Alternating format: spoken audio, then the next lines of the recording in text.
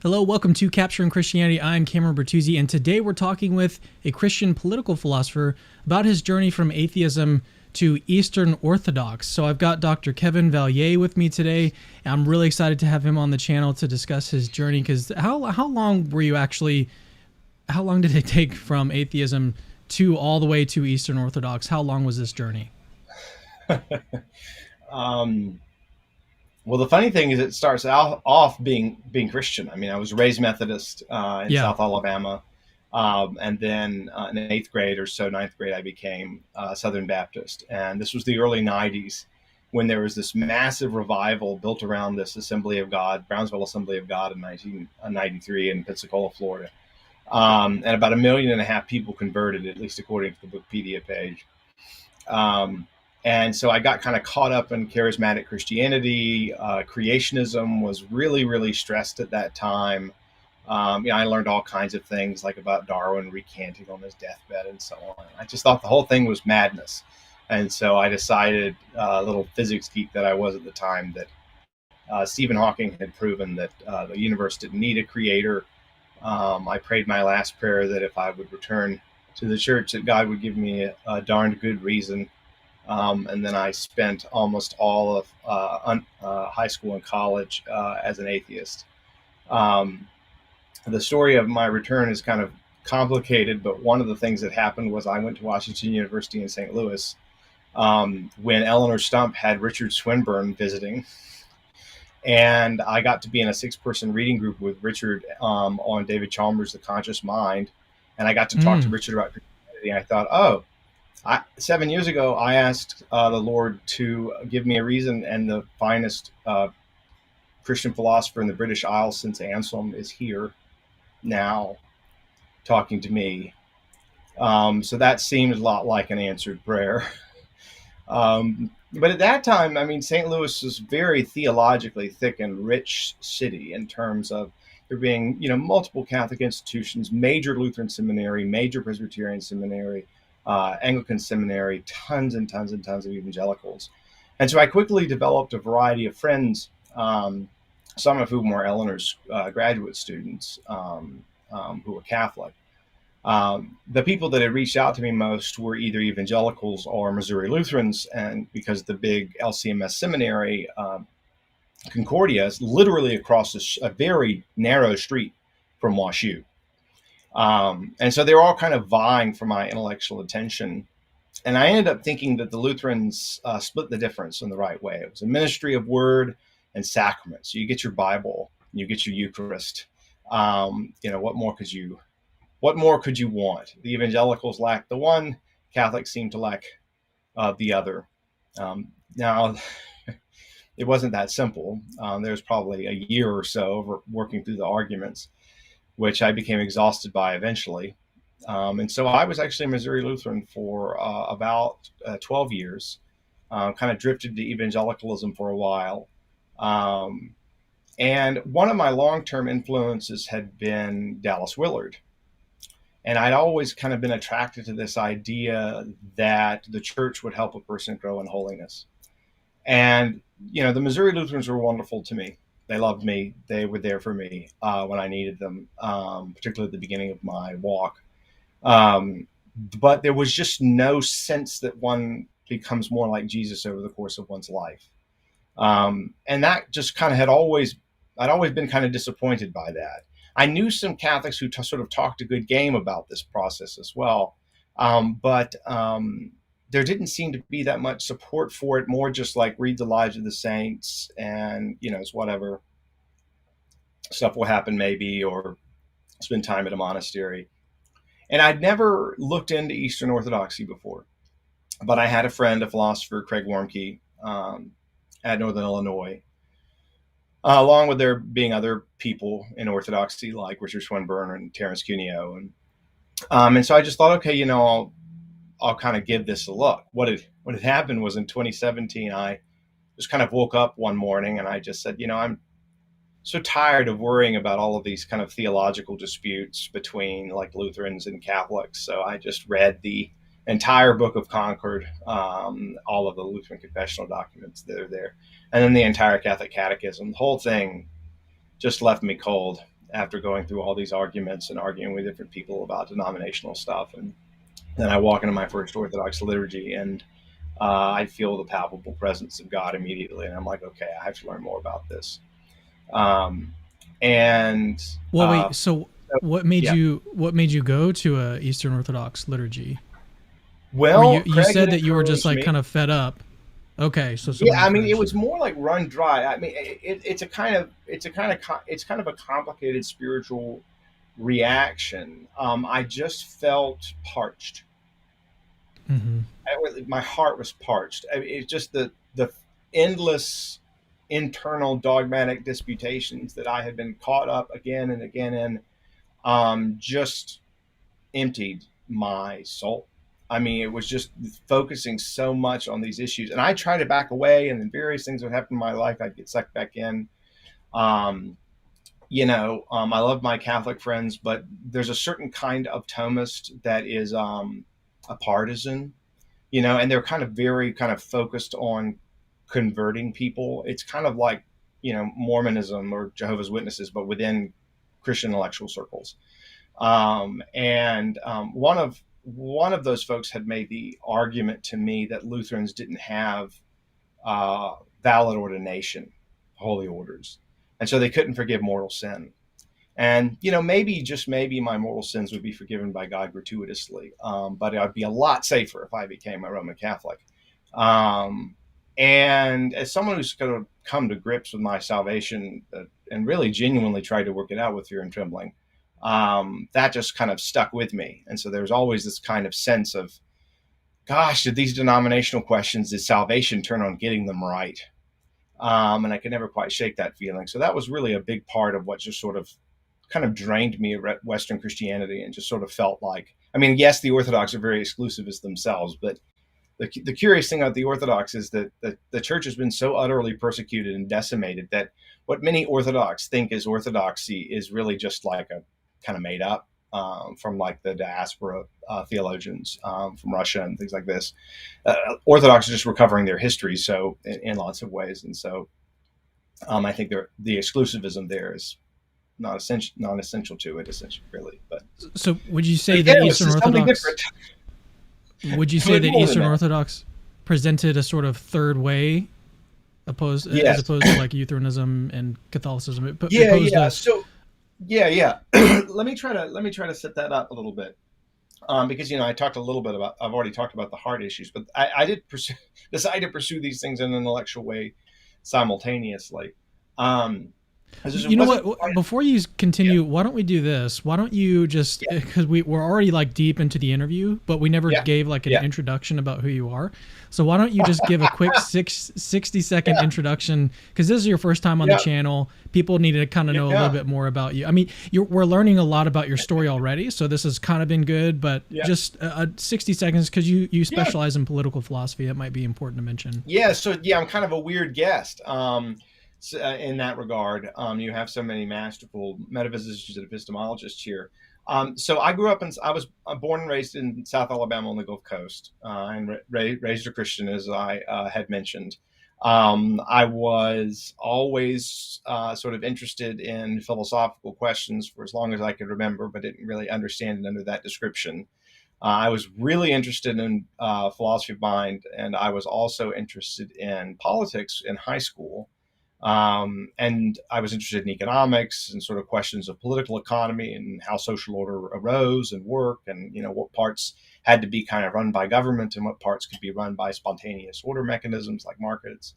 I went to Washington University in St. Louis as an undergraduate. I came back to the faith kind of late during my time there, but ended up focusing in philosophy, cognitive science, and economics. I went to Arizona for my PhD, where I focused in a kind of deeply socially, scientifically informed political philosophy that we sometimes call PPE, or philosophy, politics, and economics, not personal protective equipment. They kind of stole the acronym for us during COVID. And so most of my work is in political philosophy proper, and also increasingly in what I like to call analytic political theology. And in fact, a lot of my future work is going to be in that area, which I understand as asking the sort of classical questions in political philosophy about governmental authority, about property rights, about the character of rights in general, in light of the truth of Christianity. To what extent does Christianity change, though, that we ought to do political philosophy and change the kind of answers that we give? So that's kind of the direction I'm moving in now. So hopefully that's... Yeah, and I've got your website linked in the description of the video. So if you'd like to Mm-hmm. learn more about Dr. Vallier, then just go check out the description of the video. And in addition to what you just said, you also had this journey from, well, Christianity to atheism, and then from atheism, at least eventually, to Eastern Orthodox. So pick up where we were left off before I sort of butted in. Sure. No, it's no problem.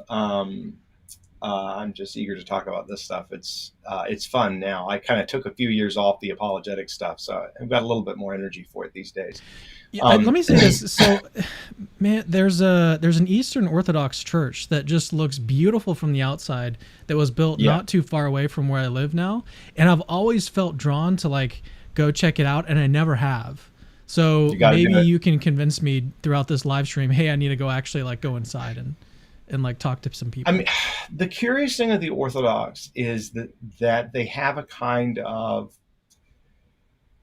philosophical anthropology, like a theory of the human person, where they took kind of Aristotle's idea of the nous in their own direction, where everyone has this kind of capacity to directly encounter God. And sometimes it's put in terms of, this isn't just a kind of Allstonian mystical experience exactly, but it's like ordinary ability, coded by sin, but can be sort of cleaned off through ascetic practice of just simply standing and being with God. They call this the nous. And so one of the weird things about learning whether orthodoxy is true is that you're not going to do it just by intellectual arguments. The way I like to put it is that the liturgy is the argument. That's really what it is. The liturgy is the argument. And I know that's a strange way of talking, but a lot of Christian philosophers are starting to move in much broader directions in terms of the way in which we try to understand the faith. For instance, like Terence's work on liturgy, for instance. So for me, that's ultimately, I had a broader conception of what rationality even was as I came to understand orthodoxy. So I actually see understanding Orthodox worship, when it's done well, as a kind of case. But of course, I'm happy to make the more traditional intellectual case as well. But yeah, no, I think it's worth anyone seeing a liturgy. I've felt that way with Catholicism, like to the various masses that I've been to. It doesn't happen every time, but there have been times where I'm like, it's a weird sense of like God is here. And I grew up charismatic like you did. I don't think you necessarily grew up charismatic. I was in charismatic churches my entire life. Yeah. Oh dear. So that was like, that was all it was, is like experience machines, basically. And so I'm like very skeptical of that nowadays. I'm like, now that I've seen the light, and I'm like, okay, we actually need to have, rational and evidential basis for our beliefs. It's like, well, I take these experiences with a grain of salt. I'm like, okay, even though it may feel like God is here, it may feel like I'm sensing God's presence or whatever, like could be wrong. But I'm also, I don't think that we should be just sort of flippant about those experiences either. I feel like those are also something we need to account for in our overall sort of noetic structure. I think that that's something that needs to be incorporated in. Yeah, because it seems like God would. Yeah, go ahead. Yeah. Oh, it just seems. The hardest thing about deciding between denominations is that we don't really even have clear meta sort of criteria. Like, how would we even decide what counts as evidence or what doesn't? And particularly the really complicated process of weighing the arguments between different denominations. And there are some people who think some arguments are decisive and other arguments aren't, in the sense that if this argument worked, then I should convert. And I found no systematic way to go about this. And so I just try to load up as many sources of evidence as I can. And so I think we're in agreement on that point, that like you have to, you need a big bag of different kinds of considerations. Now, of course, how those come together, I think, is a genuinely mysterious process. And I don't think any apologist that I'm aware of has a really good sense of how to show what the decisive considerations are and what the non-decisive considerations are. You just talk to people about their stories. There's just different things were decisive. Catholics sometimes kind of focus on one or two things, like the authority of the Pope or something like that. But even there are often a lot of other things going into their actual choice. So, and there aren't necessarily rational things. But yeah, the intellectual case for orthodoxy, first of all, it's getting a grip on what kind of Orthodox even think. And if you go to a lot of Orthodox, there's just a lot of disagreement. But a lot of this is, in my view, because of a lost historical memory. The Orthodox Church kind of underwent more persecution under Soviet communism and their satellite regimes in Eastern Europe than maybe any Christian church ever. And that, with the sort of Greek captivity of the Greek church under the Ottomans, and continued oppression from the Erdogan regime, where the Patriarch of Constantinople can't even have his own seminary, has just made it very difficult to get particularly a lot of documents that are central to Orthodoxy into English. So like our second most holy book after the scriptures is the Philokalia, which is a collection of sayings from the church fathers about how to grow in holiness and become more like Christ. And we don't even have that fully translated into English. So I'm going to say some things about how I understand Orthodoxy, and I could be wrong. So like, I thought Orthodox didn't like Aquinas for a long time. But then I read a book on Orthodox and the Byzantine and general reception of Aquinas, and it turns out there are people who are all over the map. So some people say, oh, you can't believe in substitutionary atonement and be Orthodox. Turns out that's not really true either. So what was it that I was convinced of? And the question was this, was I going to participate in the liturgical and ascetical life of the Orthodox Church? What was going to convince me of that intellectually? I'd already been through the Catholic and Protestant fights. I'd started in on when I was 19 years old. And so I was already pretty familiar with it. But I thought, you know what? I want to do this in an intellectually and epistemically sound way. So I set up a private Facebook group, including a whole host of Christian philosophers that I knew. And I just started for about a period of a year and a half, putting up these little blog posts that would sort of document where my thinking was. And then I invited everyone in the comments. And, actually there's probably a large number of people. It was a private list, but a large number of the people who were involved.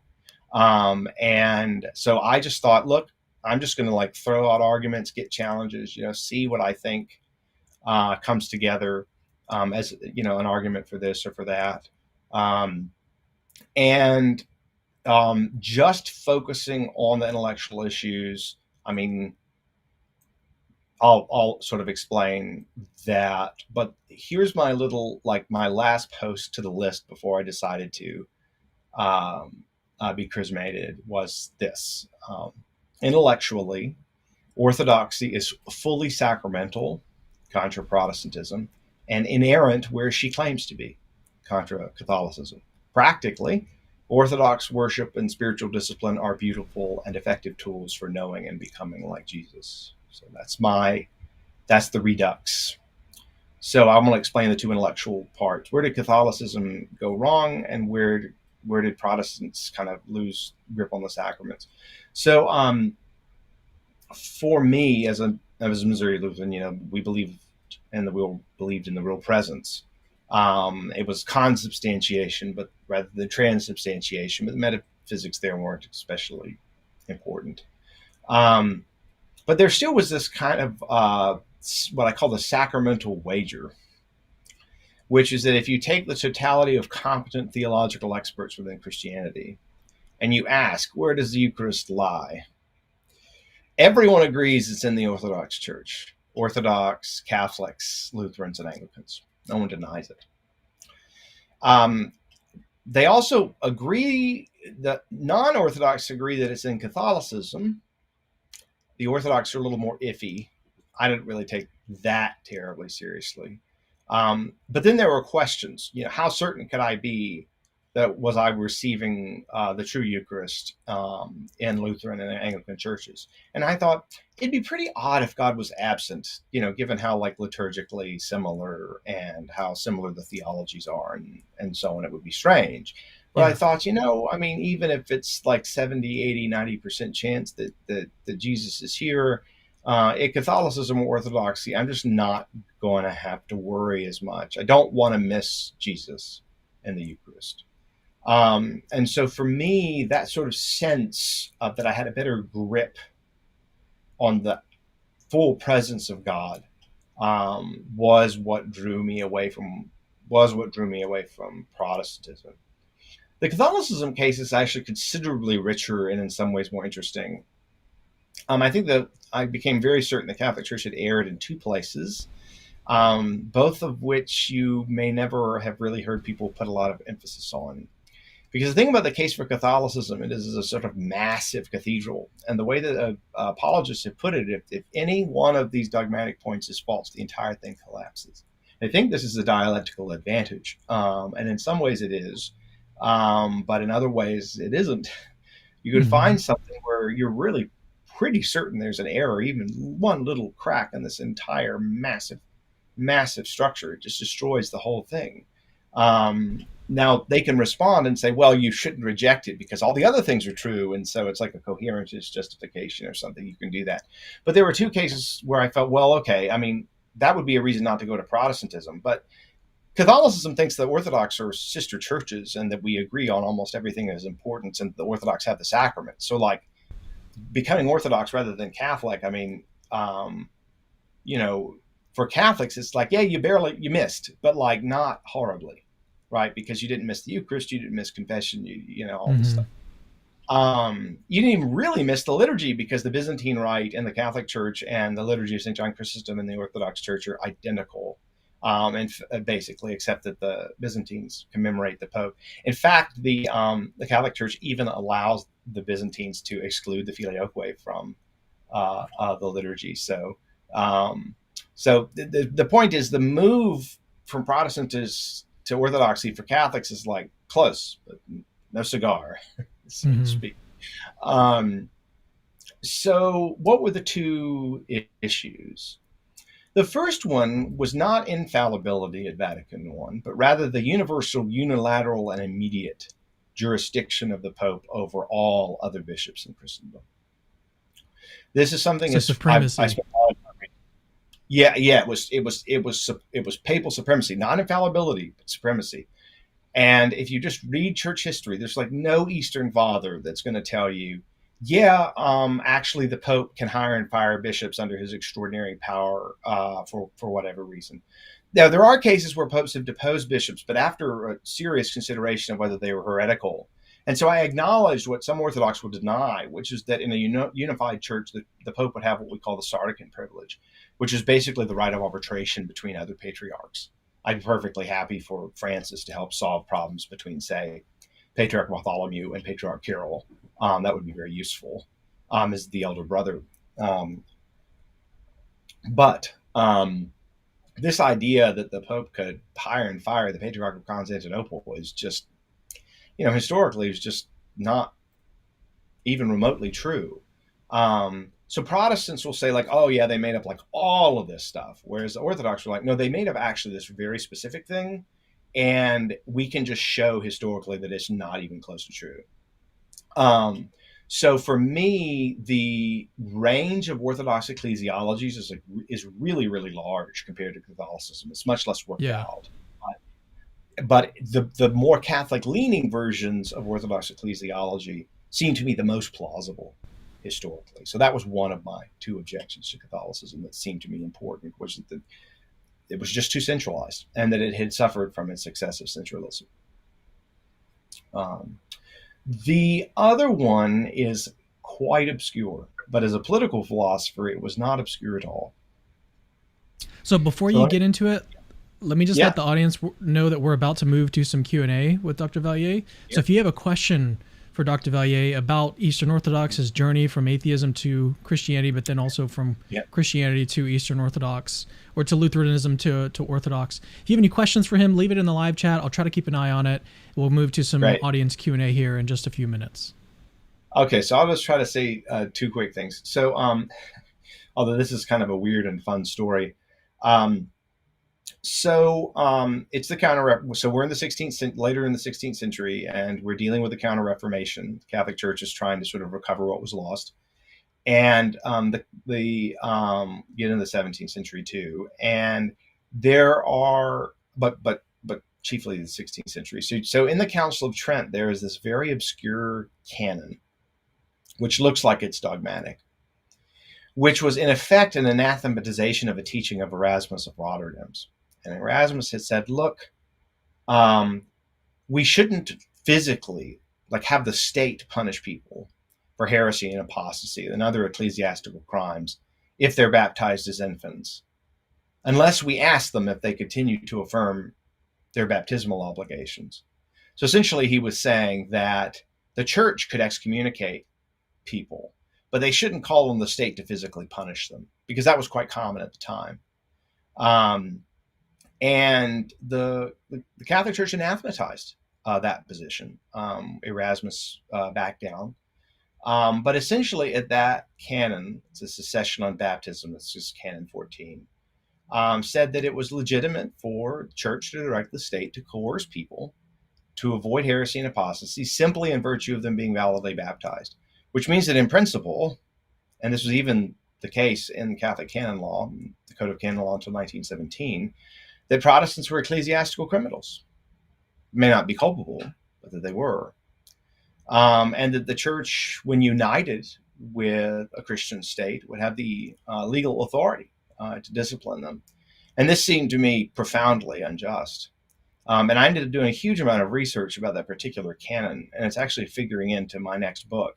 So it seemed to me actually a lot of what we call the integralist moments in Catholic Church history seemed to have some dogmatic basis. And I thought, oh dear, this can't be. And then, you happen upon this papal bull excommunicating Luther, Exsurge Domine. And one of the things that he is condemned for teaching is that it is against the will of the Holy Spirit to burn heretics.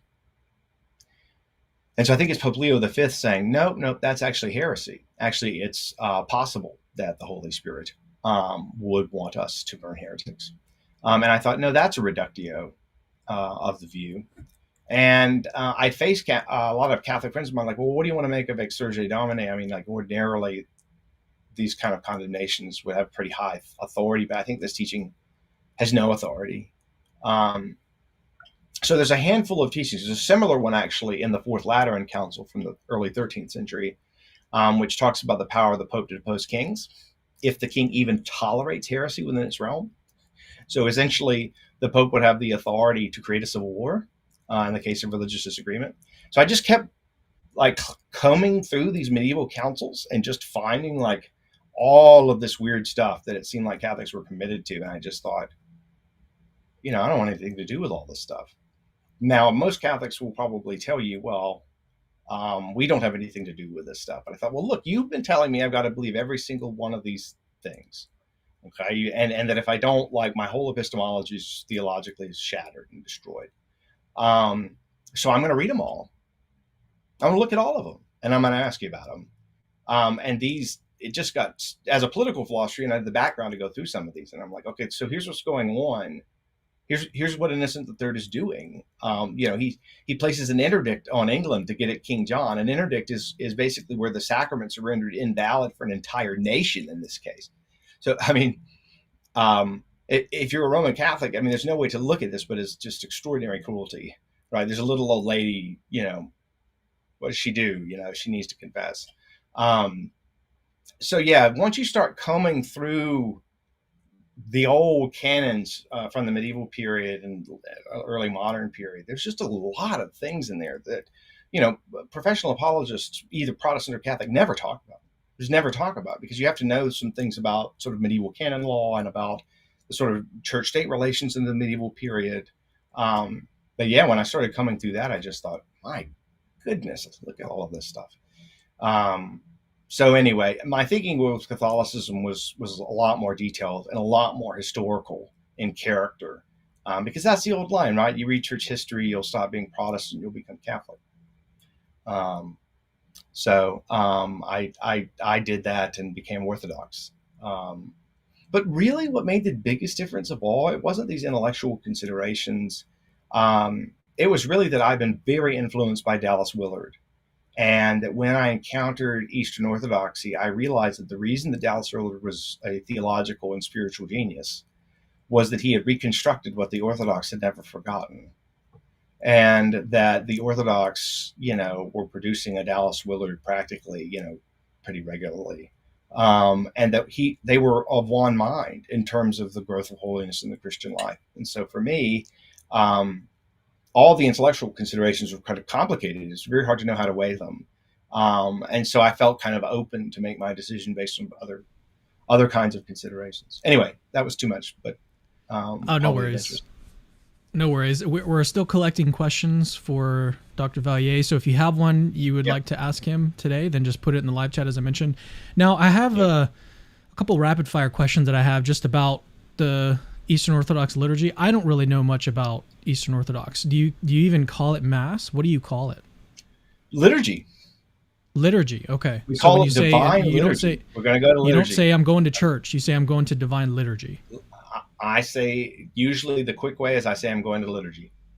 Okay. Yep. And then so is it the same type? You said that there's some similarities between the Catholic and the Eastern Orthodox liturgy. The Byzantine rite. I mean, the Novus Ordo Mass is in many ways quite different. There are a lot of liturgical reforms in the Catholic Church, for instance, getting rid of the idea of the priest facing away from the congregation, where they're facing toward him.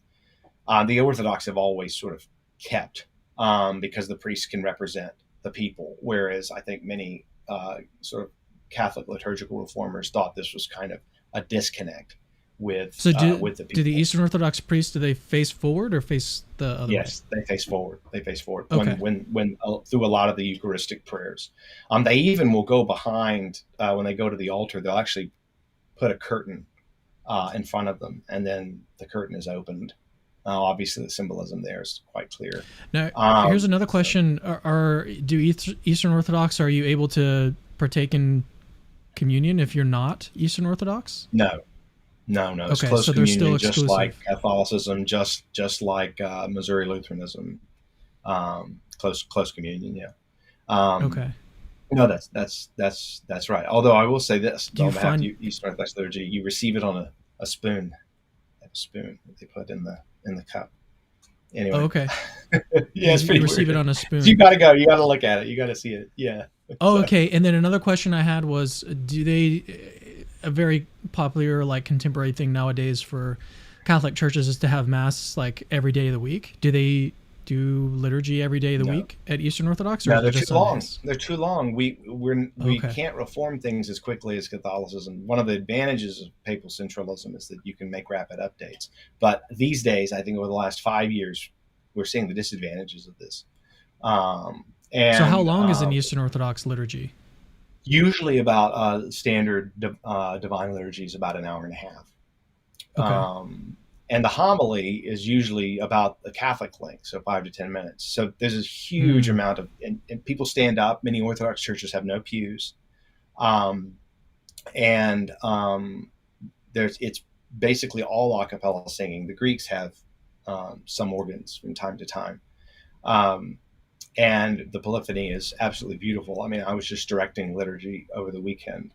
So the huge amount of singing and prayer, and because the thought is that what we're doing in liturgy is not only what we'll be doing forever, but we're also learning to stand in God's presence.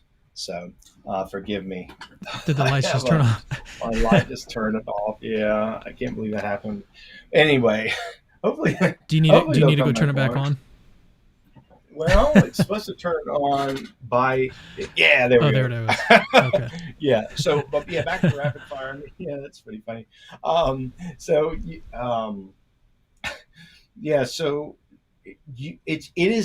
It's a chore in a way when it starts. So our Easter, our Paschal liturgy is 3 hours. This is after 40 days of fasting from all animal products. So, and it's pretty intense. You do get used to it. But the idea is that more than any other denomination, Orthodox emphasize that one of the fruits of the Spirit, of course, is self-control.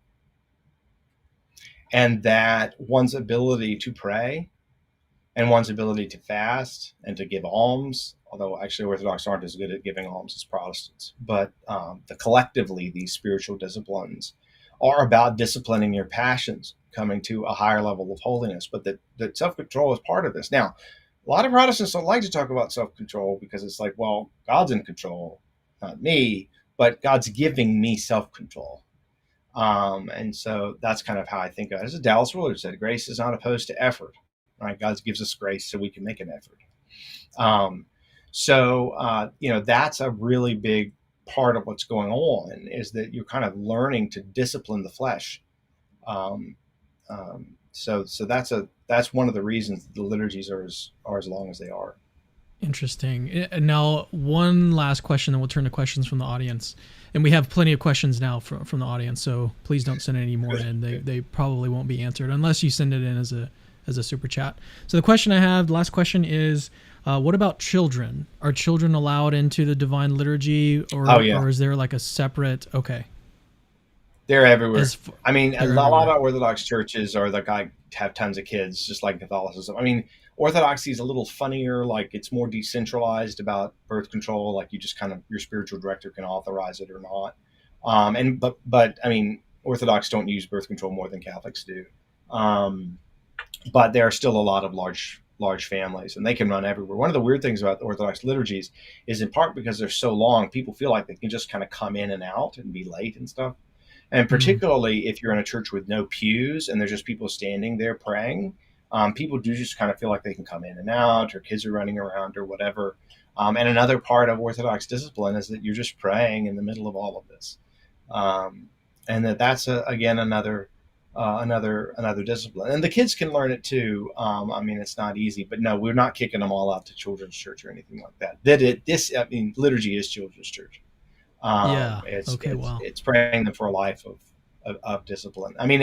Some people compare becoming Orthodox to basically kind of joining the Marines.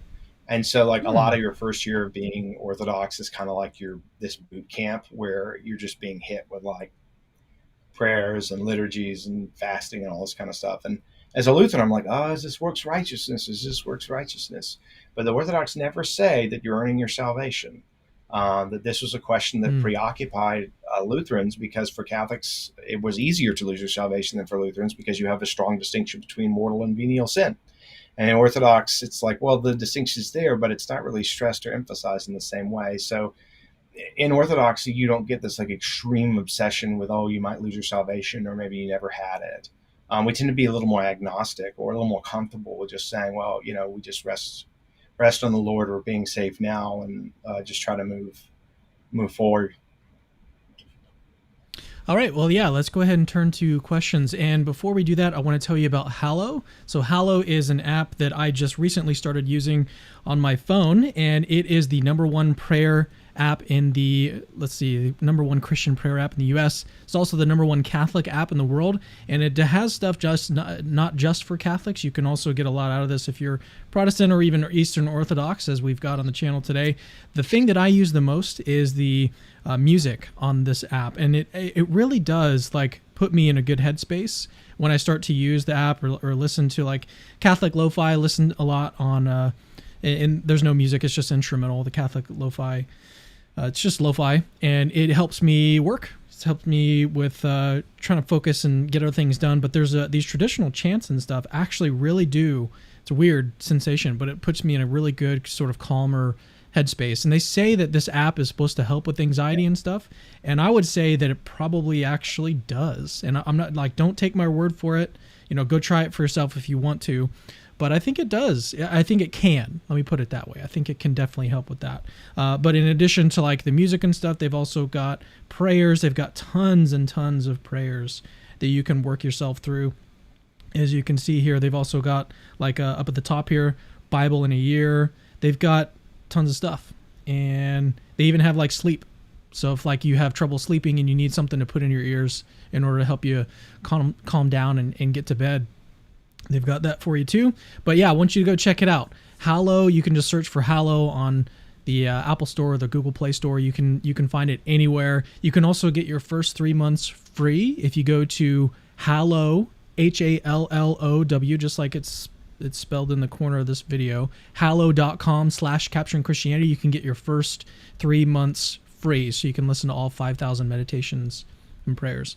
All right, that's Hallow. So let's get into some questions now. As I mentioned, we've got a full list here, and we've had our first super chat sent in by maverickchristian. Let me go ahead and pull it up on the screen. He says, what pro-theism argument, if any, did you find most convincing? And I think this is in particular about your journey from atheism back to Christianity. I mean, initially it was just certain versions of the argument from contingency, just the sort of central cosmological argument. I was just very impressed, particularly just with the kind of version that Aquinas develops in Summa Contra Gentiles. I had been influenced around that same time by Ed Feser pretty heavily. This was a long time ago, though, when Feser was still doing a lot of stuff in libertarian political theory. And that's the conditions under which I had met him. But he had introduced me to Aquinas way back when. I found that the most powerful. These days, fine-tuning, the sort of cosmic fine-tuning arguments are better. And also Josh Rasmussen's a good friend of mine, so it's like I know he knows all the arguments. And so I can just sort of ask him about things. His latest stuff on consciousness is just crazy. It's amazing. He's an amazing person. I mean, he's just as smart as he is holy. So yeah, I'm a big fan. Yeah. And I wanted to apologize if you hear my dog barking in the background. Someone just came to the front door, maybe dropping off a package or something. So you may hear some barking in the background. All right, let's move into another question from the Analytic Christian. He says, does the Eastern Orthodox Church permit women to teach men? So it does vary. I mean, so some of the Russians are, quite conservative about this. The Greeks are much, can be more lax. A lot of the Orthodox Church in America, which is the ecclesiastical structure of Orthodoxy in America, is quite complicated and kind of a disaster. But so we don't have female deaconesses or priests. But unlike in Catholicism, where it looks like dogmatically that door's almost been shut, it's not so in Eastern Orthodoxy. And, from what I can tell, there's no in principle reason that Orthodox couldn't have female deacons. It's just not been done for many centuries. But I'm someone who would support female deaconesses. So yeah, I mean, it's conservative because Orthodoxy was under captivity when all of these liberalizing movements were going on in the church in the West. So it's not so much that Orthodoxy's like deeply encountered the arguments. I mean, they have, but not in the kind of same central focus, drawn up way in which the Western Church has. So yeah, I mean, women can teach men all kinds of stuff. But in terms of their official teaching capacity, there isn't much now. But I actually don't see much of a block from women being deaconesses because they were deaconesses in the scriptures, and people know this. All right, next question is I'm a little more on the... Yeah, sorry, go ahead. Oh, no, finish what were you about to say? Oh, I consider myself theologically center-right. So it means I'm more comfortable with traditional folks, but I can hear liberals out. And I would describe myself as being kind of center-right in that respect. So yeah, I do think women should have more of a teaching role in the Orthodox Church than they currently have. But I also think that there's no solid theological reason that we couldn't have at least women deaconesses. Okay, so next question is from, looks like Georgie. Did you feel the Lord's presence in communion? Yes. I did in Lutheranism too. And one of the things that made me so upset by these sacramental arguments that Orthodox and Catholics thought that Lutherans maybe didn't have it, was that it seemed to undermine my experience of intimacy with the Lord. And so my sort of prior probability that I was encountered in the Eucharist was still very high based on the sort of experiential dimension. But when you're kind of enveloped in an ancient church that, where the entire liturgical life of the church is structured around the Eucharist, your confidence and the intimacy of the act is, I think, greater in some ways. I don't want to denigrate what the Lutherans did for me. And I certainly wouldn't want to say they don't have the sacrament, because I very much felt that they did. I'm just no longer theologically licensed to say that I'm certain that they do. So I've just reduced my confidence a little. Fair enough. Sorry about the pause there. I was just actually cleaning my glasses. No They were a little bit dirty. Okay, so moving on to the next question from Christian Gadfly. He says, what's the minimum, and this is only tangentially related to the topic for today, I think. It says, what is the minimum someone could believe and correctly be said to be a Christian? In Orthodoxy, we have no catechism. Catechisms were partly developed as somewhat ideological and political tools during the Reformation to sort of state what each confessional state or government believed. People don't understand that many catechisms were produced for political reasons in the same way that books of ideology are produced today. And Orthodoxy didn't have a Reformation, and so there isn't a catechism. And so when I was said, well, what is my catechesis going to be? And they said, you're going to worship, you're going to come to liturgy. If you believe what you say in the liturgy, then you're Orthodox, once you're chrismated. And in the liturgy, you get, pretty much just the very simple things. I mean, we say the Nicene Creed. So you gotta be on board with the Nicene Creed. You got to be on board with the Chalcedonian Creed. We're a Chalcedonian church, of course. And, there's a few other things that one have to accept for the Orthodox is typically the first 7 ecumenical councils. And then there's some thought that we actually ourselves had an 8th and perhaps a 9th. And so there are some distinctions there, for instance, like the essence energies distinction. It's sort of complicated. We can't go into that you should accept. I don't think you have to accept that to be a Christian, but I do think the term an Arian Christian is useful historically. But I think if you're no longer Trinitarian, that's getting outside of what we would call Christian, the way that we've thought about the Trinity for 1,500 years or so. So I think it'd be kind of hard to demarcate the boundaries, but affirming the Nicene Creed, at least to a large extent, I think is a pretty good marker. Okay, and it looks like I actually may have missed a couple super chats as I was going back through. So I've pulled up some from Mango Bango. Thank you for your super chat.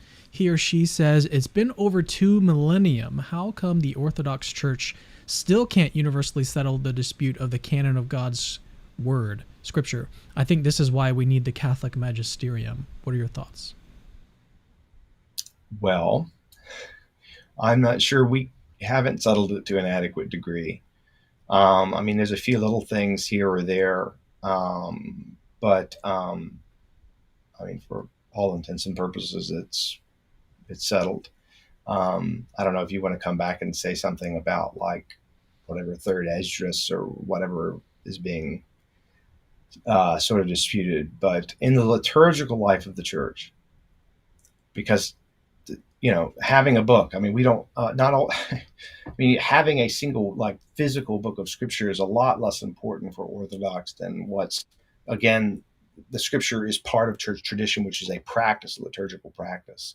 And so for us, for instance, what scripture's for and what it's doing does not require the same level of strict definition that came up when Catholics and Lutherans were throwing apologetic arguments at one another fiercely, partly because they were sincere and partly because massive, massive political events were occurring in which those arguments needed to be won for ideological purposes.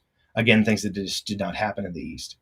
I think it's very important to understand the political context in which a lot of Protestant and Catholic differences got sharpened. And that many Western Christians think have to be sharpened, and that I just found in Orthodoxy were just not essential to being conformed to Christ, insofar as I have been, which is perhaps not very much. All right. Well, I just posted in the live chat. If Mango has a follow-up, then I'll go ahead and post it on the screen. We'll get an answer or a response to it. Okay, next super chat is from Sam. Thank you so much. He says, I know I posted this already, but as a super chat question, why can't a layperson properly administer the sacraments? I am not an expert in Orthodox systematic theology. I've been reading it carefully for about 4 years now, and I think it's this kind of same reason for Catholics that ordination is a sacrament and that it is bestowed on certain people. However, we have a variety of sub distinctions that you don't see like in Anglicanism or Catholicism as much. So, for instance, we have subdeacons, and they play a role in administering sacraments. They don't confect them. So you can also, we have this category of the reader, right? So it's like you read scripture, but that's like an office, the reader. So it's interesting because we do have all these kind of like lower levels of participation. They're just kind of official offices. So yeah, it isn't just any old layperson. But the thought is that there is a kind of sacramental effect involved. And so the authority needs to be conferred directly through a liturgical act. So one last question, and it'll close us out for today. This is a really good question from none other than Halo Wars 2. He says, he or she, what do you think a reunified church would look like? What concessions would have to be made by Catholicism and Orthodoxy? This is a near and dear to my heart. I'm in a prayer group with several Orthodox and Catholics, and we would really like to be able to share the Eucharist. And so we talk about these things. And I'm going to say something that's a little liberal for an Orthodox to say, but isn't very liberal. I think on the Catholic side, we would have to have assurances that we would still be able to appoint our own bishops, and they would be able to retain our own liturgy. But on the Orthodox side, we would need to concede the Sardican privilege to the Pope, that the Pope had the right of refusal for disputes between our local churches. We would have votes at councils, ecumenical councils, but our patriarchs wouldn't necessarily have a vote for Pope. That would be the sort of Patriarch of the West's business. I think we could agree to disagree on the Filioque. I know there are Catholics and Orthodox who disagree, but I think we would have an ecumenical council trying to settle that as theologomena, or things that we could agree to disagree about. So yeah, in the United Church, the Pope would become the first among equals, and he would have certain unique ecclesiastical powers, just nothing like the Vatican I papacy. Now, of course, Orthodox are like, well, look, I mean, if you have papal supremacy within your patriarchate, I mean, that's you're the Roman Church. I mean, that's okay. We're not going to interfere with that. But at the same time, you have to respect the autonomy of the Orthodox local churches, even if we're in a very important way under your authority juridically in terms of resolving doctrinal disputes and other kinds of disputes. I also do think that if we came to decide that the Filioque was theologomena, then following David Bentley Hart on this, that I think it would help a lot if Catholics struck the Filioque from the liturgy for one day or one Mass. Such that when it started back, we will have decided together as a church that the West can have the Filioque and the East need not. So it would just be a reset, just a reset, I think. But I don't think that's going to happen. I think what will probably happen with reunion is there'd be some kind of concordat that would allow for Eucharistic sharing, that would establish the ecclesiastical independence of the Orthodox Church. I think the last 5 popes or so actually probably would sign such a document. And I also think, honestly, the Orthodox Church needs it because we are having trouble in the disputes between Constantinople and Moscow. So, our fractiousness, but also I think if you're a conservative Catholic, you might want a bunch of us around because we are not big liturgical reformers. Wouldn't we not begrudge Catholics their Latin Mass for a moment? Okay, I think that's going to do it for us today. There's a lot more we could talk about, obviously, and we could probably go for another 3 or 4 more hours just on any particular subject. But it was great to have you on. And when your book is it out now, or is it still forthcoming? No, so we haven't entered production yet. Very briefly, the book's called All the Kingdoms of the World, and it's about the kind of relationship between religion and politics, in particular, about the people who think that once more religion should be the dominant influence in political institutions. I focus on the new doctrine that many online people have encountered as Catholic integralism, but I look at similar doctrines in Islam and in Confucianism, and I try to look and give them the best case I can for what I call these religious anti-liberal doctrines, and give them their due and work through them carefully, because I'm trying to move into, again, doing political theology. And I think part of doing political theology well is taking these systems of political thought seriously on a par with secular political philosophies. But that'll okay, yeah, be so out in 23. We'll be looking forward to that. Well, Dr. Vallier, it's been fun. great to have you on. Great to talk about Eastern Orthodoxy. I learned a whole lot, and I feel like we should probably just communicate off air, so I can better understand what's going on over there. Yeah. Yes. It's an undertaking. Okay. Well, thanks for coming on. Thank you guys for joining us, and we'll see you in the next Capturing Christianity video very soon. Hey, it's me again. Actually, don't leave yet. I've got something super, super important to tell you. So first of all, you're awesome. Like you just watched a really, really long video just now, and you're still watching it. That is actually pretty amazing. Secondly, we have literally hundreds of other apologetics related videos for you to watch on our channel. Go check them out. I've interviewed exorcists, hosted debates between Christians and atheists. I've even made response videos to atheists. All of that is available on our channel. Go check it out. Third, I rely on people that see value in my work, people like you that watch videos to the very end, to keep the lights on around here. Literally, this is how I feed my family. So if you see value in the work that I do, please consider supporting this ministry and becoming a patron. Links to that are in the description. Oh, and have I mentioned that Christianity is true?